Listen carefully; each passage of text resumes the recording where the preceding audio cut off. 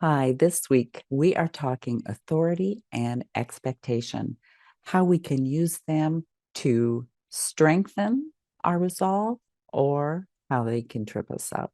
Stay tuned. Welcome to Exploring the Mystical Side of Life with your host, Linda Lang. Hi, this is Linda Lang from ThoughtChange.com. We are exploring the mystical side of life once again this week. If you enjoy our conversations, remember to subscribe, share with a friend. Today, we are talking about personal authority and what a difference that makes in your life when you embrace your own authority. We have holistic health empowerment coach Carla Atherton with us. Welcome, Carla. Thank you for having me, Linda. I'm so excited to be here. So I think it's important for everyone to recognize that everyone has authority. It's not just within our health crisis that we give our power away, but we do that all over the place throughout our life until we really connect with our power. So when you're teaching people how to connect with their authentic power, how do you step into that teaching for people? That's a lifelong teaching, really, right? Yeah, and it's a tough one too. I mean, it's actually where I start now. I used to start with easy tips, right? Lifestyle hacks and, what you're eating and what you're doing with your day and do you have a good morning routine and setting up, all that kind of stuff. And that's important. But really now what I start with is unpacking really how, and I'm going to use the word conditioned here, okay? So how we are conditioned to believe and our belief systems and that kind of thing. So if we're conditioned to believe that health is found in a hospital rather than your garden, or that you can only get so far if you only do these particular practices. And then if you're not doing that, there's something wrong with you. If we're always moving about thinking about win-lose metrics, right? Like I won this, but I lost this, or I have this diagnosis, that means that. And I have this prognosis and this means that. And so what we do first is we start to unpack all of that stuff. And really, it just takes a few little hints. It just takes a little bit of a shift in how we think about things and how we feel about things, how we imagine things and what we do in our lives, and then how we be. I mean, it really ultimately comes out to that. So that's where I start people really is to start shifting their focus on, let's say, expectations, which is a really good one, and into the possibility of their health. And that changes everything. It changes everything. It changes what you do, how you're feeling about things. Like it just happens automatically with really simple shifts of perspective. Yeah. Those same mind shifts can benefit you on your spiritual path, on your career path, on your relationship path, all across the board. Yeah, and it's so interesting when you start to look at it. Like if you go, okay, well, why is this bothering me? Or why is this creating this, like I feel stuck, or I feel like I should be, ascending. As soon as you start to say the word should, as soon as you start to say the word should, I'm like, hey, stop shooting all over yourself. Stop it. Stop it. And it doesn't matter. I mean, you could have, the best intentions and think that this is where I'm supposed to get to. And this is where I'm going to be ascended and where I'm going to be, this evolved being. And then this is what we're here to do. But as soon as we start shooting all over ourselves, according to what we believe, what these outcomes are supposed to be, finger waving and feeling shameful and all that kind of stuff, that's when we stop. Like, this is what I think. When we desire deep wellness, what is usually keeping us from that sense of deep wellness is a disconnect. So we're either disconnected from ourselves, from each other, from the world around us and the universe. Okay. So as soon as we start shooting all over ourselves and trying to get, somewhere that we think we should be rather than where we desire, right? Instead of being motivated by desire, we're motivated by shoulds. that's when we disconnect. And then we have this sense of we're not deeply well, right? Do you think it starts with our self-talk? That's where the shift has to start?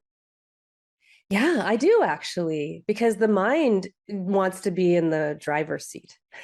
And it should really be like some suggestions in the back, in the back seat, right? Our true selves, right? Our unique, authentic selves, that's in the driver's seat, not the ego necessarily. We might take some direction, but it's really just a filter. And so when we can start saying, hey, mind, I recognize that you're just a thought.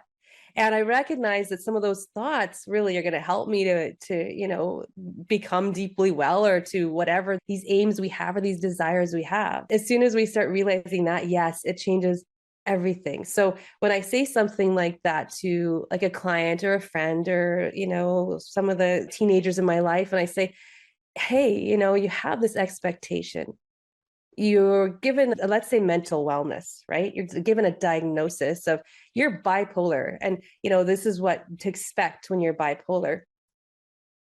Then as soon as I say, let's move that out of expectation, like, what do you expect to happen, what do you think your life's going to be like, and then what do you want, and this is what they want. Oh, I don't want that. And then what the possibilities could be, as soon as we start getting present and still, and just like making that one shift. There are many, many more that can happen, but just that one shift. Or your body, right? Prison into playground. I'm in this body and I want to ascend it, and I want to be something different. I feel like this is a burden to me, to have this body. Well, if we didn't have this body, we wouldn't have this experience. Like, this is why we're embodied, right? I mean, I don't know what you think about this, Linda, but I really I think that this rings very true to me, that we are all fractals of the whole, right? And so it's really this, like, it's life itself learning about itself, its source itself learning about itself through each of us. And so our bodies are really important. They're part of this, they're our vehicle. Absolutely. A cell in the body of God, if you like. Sure. Love that. Now, Carla, you talk about deep wellness. You're not just talking physical wellness, right? No, not at all. Not at all. I mean, again, the body's just one layer, dimension, density. I like the word density when you talk about the physical body, the mental body, the emotional body, the imaginal body. So, yeah. And did I say physical? Right. So we've got all these densities, and I think they're all equally important. And I think if we ignore any one of them, right, any one of them, even if we feel like we are evolved enough that we are beyond the body, I actually don't think that's true. I think that the body is a beautiful thing. When people say your body's your temple, yeah, like, let's treat it that way, because this is how we experience this life. And for me, I love being present in my emotional body, or being present and thinking about my thinking, that metacognitive idea. Or I love the spiritual and exploring all that stuff, and being out in nature and the stillness. And I love all of that, every single layer, every single layer. But I love being embodied. I love actually feeling it.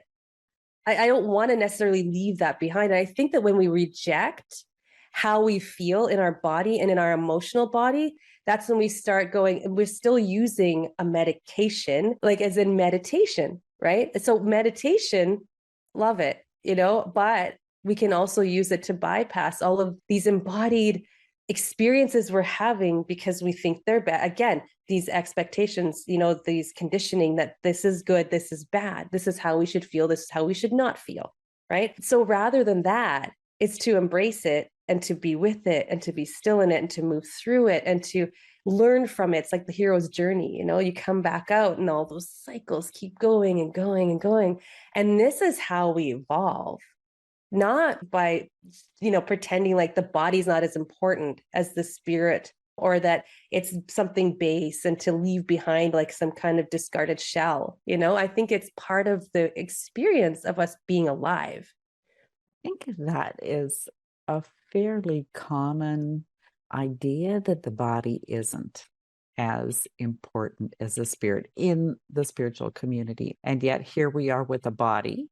We're with a body for a reason. right? Mhm. Like you say, we're here to bring spirit into this world. We're here to embody our spirit and experience it in multidimensional ways, even here in 3D, right? Exactly. So our expectations can trip us up with tapping into our own authority, and our expectations can also strengthen our own authority depending on what you expect, right? True. But okay. And here's the thing though with expectations, okay? Because even if you expect that, okay, I was listening to your podcast with RJ Spina, right? And he's talking about how he expected that he was going to get better. Well, what if he didn't? What if he didn't? It's not even a question to him because he knew it. But when we expect a certain outcome, sometimes we are muting the possibility of what else could be. And sometimes it's even better. I actually don't even want to use the judgments of better or worse, right? So it's just different. I mean, we could talk about soul journeys or why we chose to be here, all these different things that we really don't know. Like we can't actually know all of the moving parts. There's just no way. And so to be able to surrender to whatever that possibility will be, it's so freeing. And that's what I mean by deep wellness too. It's so freeing. It frees you from less than, not good enough. I didn't meditate well enough. I didn't, go to the right ashram. I didn't eat well enough. Like all that stuff just starts to fall away and you literally feel free. And it's not surrender as in you have no agency either. It is effort and non-effort, that yogic principle, right? But you just know when to just kind of put on the gas and let off the gas. And when you just surrender to what's going to happen, it's very freeing and it's very empowering at the same time. It sounds paradoxical, but it isn't. I think that some of the ways our expectations trip us up is that we get too detailed on how the outcome actually looks or how it comes to us. Quite often, it's been my experience, you put something out into the universe and it comes back to you. You get it, but not in the way that you expected it or the way that it looks. Maybe a little bit of putting out and letting go is what we need to do. Yes, because that's the beauty of seeing what comes of it. Like if we're always controlling it, and we're always looking to make something out of something, there's so much wasted energy doing that because for one thing, it's never, I mean, I would challenge anyone to think of a time when you had an expectation and it turned out exactly how it was. Like, for instance, I never would have thought I would be doing this in my life right now. Like, not in a zillion years. It didn't even exist. This kind of work didn't even exist. Like I actually made up my name for what I do because I just allowed the expression of my life and my expression of myself to just kind of, again, the word evolve or expand or whatever that was going to be. If I had just focused on an expectation, I don't know, I might have been sitting in an office right now as a psychologist and really very unhappy because I wasn't living what I desired, truly desired to do. I don't think anything ever turns out exactly the way. And so when you surrender to that and be really excited and curious rather than controlling in your life, again, you're so free. I mean, it's stepping into the flow, right? It's stepping into the flow of deep wellness. I think it's more fun to live that way too. If you have to have rigid control and have everything turn out exactly the way you think, it's almost as if you think you know better than the universe, spirit, God, whatever you want to call the creative intelligence, right? I'm going to just give you one example. Dance. Okay. So I took a dance class with my daughter. And I'm like, let's go do some fun. Like, so we took a hip hop class. And I thought, I'm a good dancer. I can hip hop dance, like this is so fun. And I couldn't do a thing in that class because it was choreographed and I was going the wrong way. And I was so like embarrassed. And I'm like, there's no way I'm doing a performance with you guys. Like, I would totally make a fool of myself. I actually had less fun when the choreography was imposed upon my body when I wasn't able to do what I wanted to do with the music. And for me, like if we go out, like there's a wedding or somewhere we can dance, or we dance around home, and if there's that opportunity, I am like crushing it. I'm having so much fun. I'm just in that experience. Isn't that what you would prefer than having choreographed steps that you're supposed to do? And then, yes, we did a really good job of that. But yeah, you're so right, Linda. Was it fun? Was it joyful? Did it have any sort of purpose other than to have this, like, well, I don't really even know why we did that. I did this because I wanted to. And I love it when people say, and I say this to my clients all the time too, don't do anything you don't want to do. Like, don't do anything you don't want to do and see what happens. Even just experiment with that for a week, because you'll start to see what the conditioning is and what your desires are. You'll start to listen to yourself, listen to your body, listen to your mind, what you need right now, even if it's something that you think is going to get you from A to B or where you think you want to go, because you're going to go where you're flowing. And that's what deep wellness is to me. And you're going to see where you appease others or put your authority outside. Yes, exactly. I do want to challenge you a little bit about the idea of placing the authority solely within yourself, because so many people think that that means their conscious mind has authority.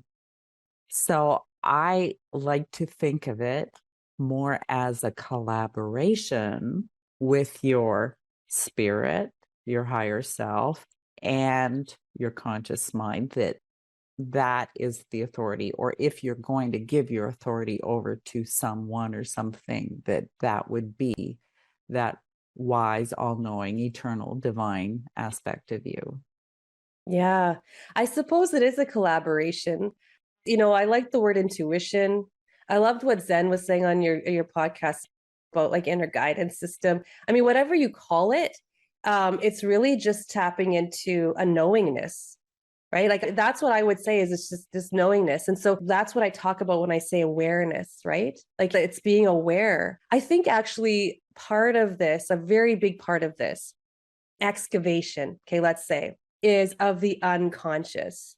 And so as we keep doing that, we can start to see where it's a conditioning, where it's a belief that was taught to us from birth, or where, it's an experience that happened that we're returning to over and over again that's affecting how we're acting today, or where that trigger lies. Right. So I'm like, okay, I'm making this decision right now. And that's because I was triggered by something. But as we start to pull all that up, we can actually use our mind. I think that's a very good tool, but it's a tool and it's a filter and it is a way to understand. And I always tell people, okay, so we can understand here and that's great. And as we really understand that this is a tool and it's a filter and our thoughts are not us, they're not necessarily true. Is this true, not true? And then if I say if it's true or not true, is it because of my conditioning or is it because it's really not true? So we're still always kind of like puzzling that out, but we can get really very rigid in that. And that can cause a lot of overwhelm and anxiety is,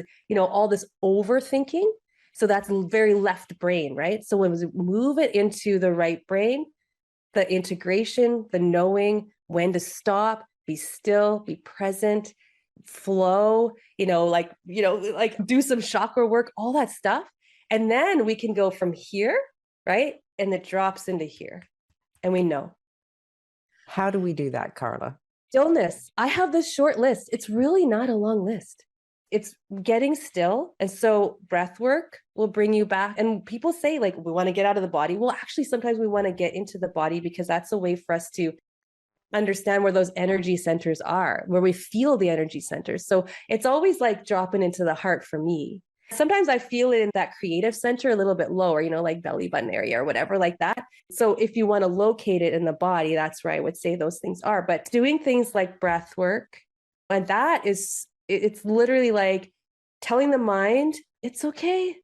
I know you got me, but I got you too. And we don't need to think about this anymore. We can just be for a little bit. You can take the back seat and the body will do the work. The body will release the emotion. The body will allow things to flow. The body will recalibrate and reharmonize, right? So things like breath work is one of those things. Being out in nature, You go out in nature, literally. And I love that Rumi quote. Are you not a drop in the ocean, but the ocean in a single drop? Isn't that beautiful? And you don't have to overthink, why am I here? What is this? What's my purpose? You look at like a bee doing its thing, right? And you're literally in awe, and you don't have to go, well, the bee has this many legs and it has this many, and this is what its purpose is in life. It's just alive. And it literally holds the answers of everything that we could ever understand about life itself, because it's a fractal of the whole, just as we are. So as we are just still and quiet with ourselves, we're just being. Yeah, I didn't really mean be and then being. I didn't mean to do that. Like, seriously, I didn't. But if you're out in nature, that's another way, because we live so unnaturally. And we even impose unnatural ways of being in this pursuit of enlightenment, right? Because I'm uncomfortable and this fly's bugging me and I'm trying to meditate, but I have to do it perfectly. That's a real story. Okay. It's like, I'm trying to be this perfect meditator. It was like, why am I doing this? So we can still even have fun and have rich, deep experiences with these things we're taking very seriously in the metaphysical world, right? I think that there needs to be some lightness and some literally just plugging in and not doing so much. Get out in nature, breathe, walk, stretch. There's a few others. And when I say meditate, I mean literally just still and like, it's good. Just mind, you can just chill, and I'm going to go into my heart. There's one actually practice that I love is literally just like to put my hands like this. And I feel it right now. Like, Linda, I feel it right now. It's like I'm conjuring this. It's opening like a flower. It's simple. It is, but not easy in this environment that we live in right now. It can be as simple or as complicated as we expect, right? Oh man, you're good. You're good. Look at that. Look at that. You wove the tapestry. You found the tendrils and you put it together so beautifully. It's exactly right. Yeah. I love that you had suggested we all lighten up, because spirit is light. It loves light. It loves laughter and joy, and all of the light emotions help raise our vibration. And then we have that connection that we're all seeking. So seriousness and having to do things right and having to follow a specific step. Sometimes our spirit has other plans for us and our path detours. And that's where our wisdom lies, in the experiences that are right ahead of us. Exactly. And love it. I heard someone say a few weeks ago that laughter moves the spirit, right? Again, we're talking about flow, stepping into the flow of deep wellness. And laughter, that's actually on my short list. And touch, right? Laughter, touch, very healing. Can I say mindful touch? Yes. And I mean hugs. I mean, like even self massage. And there are like a lot of studies and such that we could go into that talk about when you're not touched, because there's this disconnect in that physical sense from others. So babies that aren't held, I wrote in one of my poems that babies die when they're not touched, and so do mothers. And that was a line in a poem that I wrote about this journey with my daughter, but that's another story for another time. But I had to add that because I find touch can be so healing, just like a gentle, like even in a yoga class, like where you're holding, and the touch went, you're holding here. And you go, yeah, I am holding there. Or the pain releases, and it's like all that tension moves away. So yeah, that is on the my short list. But I love that you mentioned laughter, Linda, because it moves the spirit. Isn't that the truth? I laughed my head off when I had a dissected carotid artery, and most people don't do that. What really makes me smile, Carla, is that what you've shared about your short list are things that we all do naturally before our mind gets in the way, right? Yep. Yeah, that's what has happened culturally, right? Is that gets in the way, And we live very unnaturally right now in our culture. Like everything is scheduled and forced and imposed, and it's all based on shoulds and policies and systems and managing people. We're not able to express and to flow in an environment like that unless we purposely examine it and we unpack and do the work that we're doing here, right? And the work that all of your listeners do and all the people you talk to. So yeah, and that's again, nature is flow. Like, it is. And all you have to do is observe it and know and tap into what our true nature is and our place in it and reconnect to self, others, and the world around us, right? Reconnecting to that. Nature is uncontrollable. Life is uncontrollable. And the problem, I think, is anchored in our desire to control it. Mm-hmm. It's been so much fun talking with you, Carla. Where can we send people to learn more about your work? Thanks, Linda. Well, I have a website. I have two of them actually, and healthyfamilyformula.com is the first website. That's my practice that is a little bit more family oriented, and that's where I started out. But my baby right now actually is my sister practice called Carla Atherton Inspired.com. And that's where I do most of my work now. I also have a practitioner training program, and I run groups and a program called Take Back Your Health and Power. And so I walk people through all of this stuff with tons of support. So carlaathertoninspired.com. And I have a podcast that I try to do it every week, but I really do it when I feel inspired.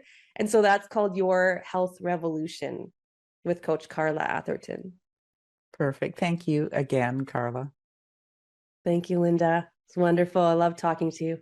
And thank you for listening to this week's edition of Exploring the Mystical Side of Life. You will find all of our conversations on YouTube, iHeartRadio. Come visit me at thoughtchange.com to learn what energy medicine can do for you. While you're there, check out my program, Alchemy from the Inside Out, to discover the magic that already lies within you. That's it for this week. We'll see you again next time. Bye for now.